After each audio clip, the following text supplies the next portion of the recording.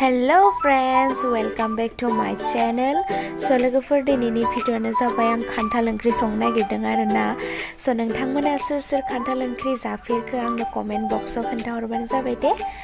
ओमफ्राय नै आं खान्थाल ओंख्रिखौ फार्स्टआवनो रुना लाग्रोबाय. रुबाला बिनि आथाया खारो आरोना, ओमफ्राय मोजां जायो. So नायलांदो, भिडिअ'खौ जोबजासिम नायगोन होननानै आसा खालामबाय. लाइक 20 बा 15 मिनिटसो रुना लानानै आं दा बोखांबाय. ओमफ्राय बेखौ दा आङो थाव सेरनोसै आरो. ओमफ्राय मस्लाफोरनि बिथोराव बेखिनिखौ नांगौ.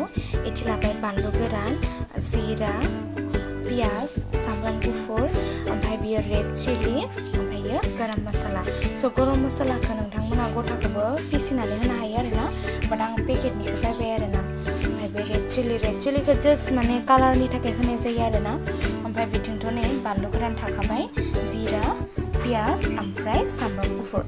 स' बे बानलु गोरानखौहाय, ओमफ्राय जिराखौहाय, ओमफ्राय बिथिंजाय सामब्राम गुफुरखौहाय आङो पिसिना लानोसै आरोना. सिलपाथायावहाय पिसिना लाग्रोनोसै. उनना लाखांनायनि उनाव नै फाइनालि लोगोफोर बेबायदि जाबाय. बेखौ आं सिलपाथायाव उनना लाबाय आरोना.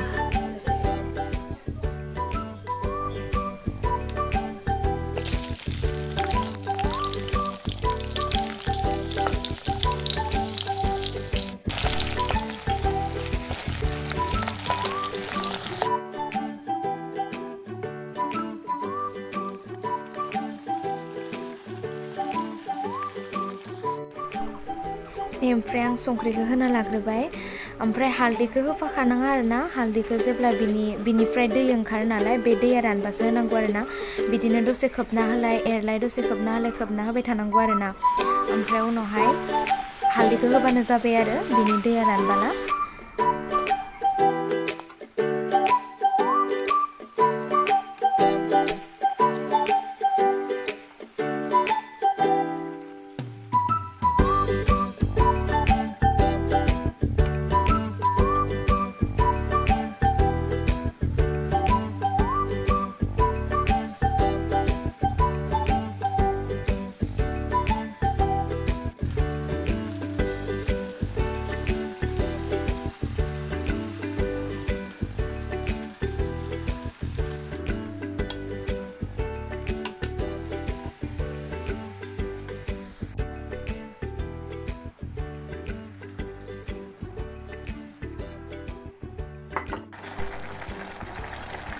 ओमफ्राय बे आं दा होनाय खुरैसे दैया रानबाथाय बेनि उनाव आङो रुइनाय बायदि दैखौ जाब्रा होना होनोसै आरोना. दा आं बेखौ खोबथ'ना दोननोसै, बे एसे दैया रानबाथाय माने.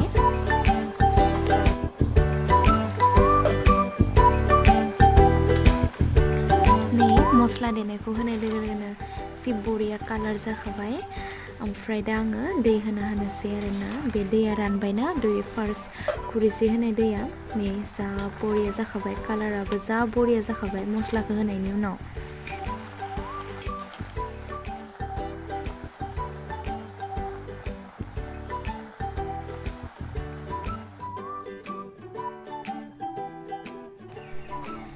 ओमफ्राय आं दैखौ होना होबाय. बे दैया एसे रानबानो जासिगोन आरोना. ओंख्रिया रुइनाय एसेबां होबानो जाबाय आरोना. बेसेबाङाव रुइयो जखा खालामनानै होबानो जाबाय आरो. ओंख्रिया जाब्राबाथ' दैखौबो जाब्रा होनांगोन आरोना.